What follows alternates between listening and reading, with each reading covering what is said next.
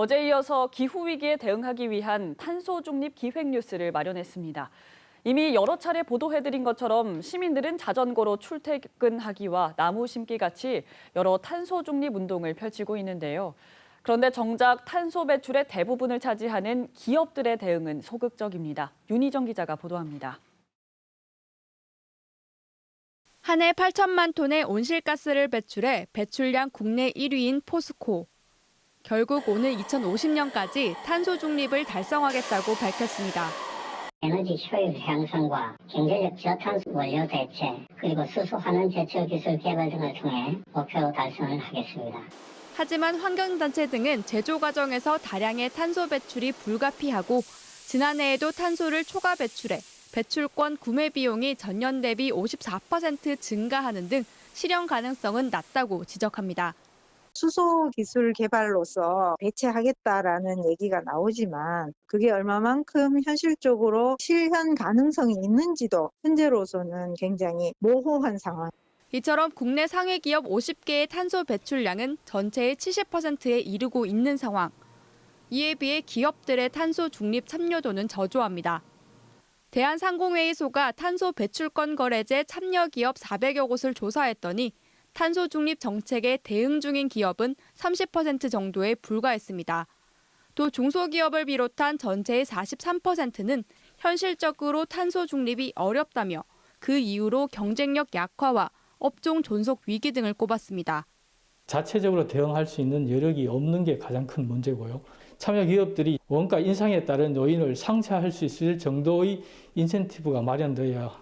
기업들의 참여 없이는 탄소 중립이 불가능한 만큼 대기업, 중견기업의 참여 확대와 중소기업 지원 방안이 필요한 시점입니다.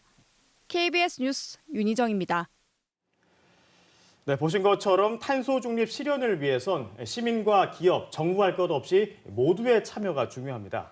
지역사회 전반에서 어떤 탄소 중립 정책들이 진행 중인지, 또 문제나 보완할 점은 없는지 등을 취재기자와 함께 좀 더 이야기 나눠보겠습니다.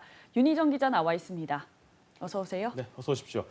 자, 윤희정 기자, 먼저 탄소 중립에 대한 개념 정리가 필요할 것 같습니다. 탄소 중립의 뜻, 그리고 탄소 중립이 왜 중요한지 설명을 먼저 좀 해주시죠. 네, 탄소 중립이란 개인이나 기업이 배출한 이산화탄소만큼 이를 다시 흡수해 실질적인 배출량을 0으로 만든다는 개념입니다. 이상기후의 주범으로 지목되는 온실가스 가운데서도 약 90%로 절대 비중을 차지하는 이산화탄소의 배출량 조절이 중요해진 건데요.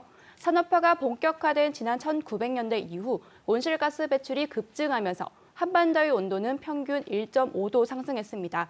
사람이 열이 나면 아프듯 지구도 뜨거워지면서 빙하가 녹고 해수면이 상승하는 등 곳곳에서 이상현상들이 발생하고 있습니다. 따라서 지난 2016년 파리협약 이후 우리나라를 포함한 세계 121개 나라가 2050년까지 탄소 중립을 선언하고 산업화 이전 수준으로 지구 온도를 낮추는 국제협약을 체결하는 등 기후변화 대응이 글로벌 주요 의제로 자리 잡고 있습니다. 네, 이렇게 세계적인 흐름에 맞춰서 지역에서도 여러 탄소 중립 정책들이 또 추진되고 있습니다. 어떤 사업들이 있나요? 대구시와 경상북도는 2050년까지 친환경차 보급 확대, 신재생에너지 융복합 지원, 생활권 도시숲 조성 등의 사업을 추진한다는 계획입니다. 그런데 이런 계획들은 그동안 추진해온 사업들과 큰 차이가 없는 데다 현재 추진 중인 사업들조차 지지부진하다는 지적이 나옵니다. 특히 대구시의 탄소 중립 핵심 사업 가운데 하나인 전기차 도입이 부진한 상황인데요. 지난해 코로나 대응 예산 편성으로 관련 보조금이 삭감되자 도입 대수는 목표량의 절반도 미치지 못했고 올 들어서도 지난달까지 신청이 400여 대에 불과합니다.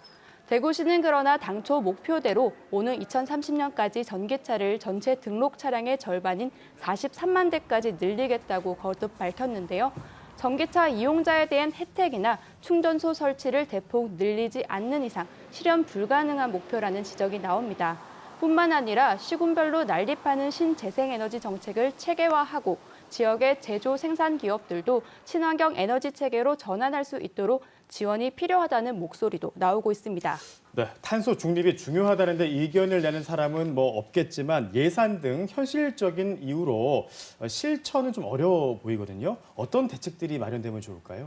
네, 탄소량 배출이 많은 제조업과 철강 등의 비중이 높은 우리 지역 산업 구조 특성상 구조적인 문제 해결과 지원 없이는 현실적으로 어려운 것이 사실입니다. 전문가 이야기 들어보겠습니다. 저탄소화 핵심 기술들을 찾아내서 성장을 시켜주고 또 관련한 그런 어떤 기업들이라든지 또는 좀 더 많이 탄소 저감이 될 수 있는 잠재력이 높은 분야를 발굴해가지고 집중 투자하고.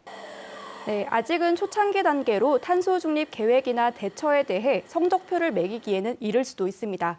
하지만 지난 30년 동안 유럽 국가들이 탄소 배출을 23% 넘게 줄인 반면 우리나라는 같은 기간 오히려 140% 넘게 늘었는데요. 해마다 늘어나는 탄소 배출량을 30년 만에 0으로 만들어야 하는 어려운 숙제를 안게 된 상황입니다. 당장은 부담이 크겠지만 탄소 중립에 참여하지 않은 국가는 향후 탄소 조종세 등 수입 규제 강화가 예상되는 만큼 지역과 기업의 경쟁력 강화를 위해서도 선도적 대처가 필요합니다. 탄소 중립, 힘들지만 가야 할 길이라는 점에 대해 모두가 공감하고 있는 만큼 단순 선언에 그치지 않기 위한 참여 의지와 지원책 마련이 필요한 시점입니다. 네, 지금까지 갈 길 먼 탄소 중립 현황과 과제에 대해서 윤희정 기자와 이야기 나눴습니다. 수고하셨습니다.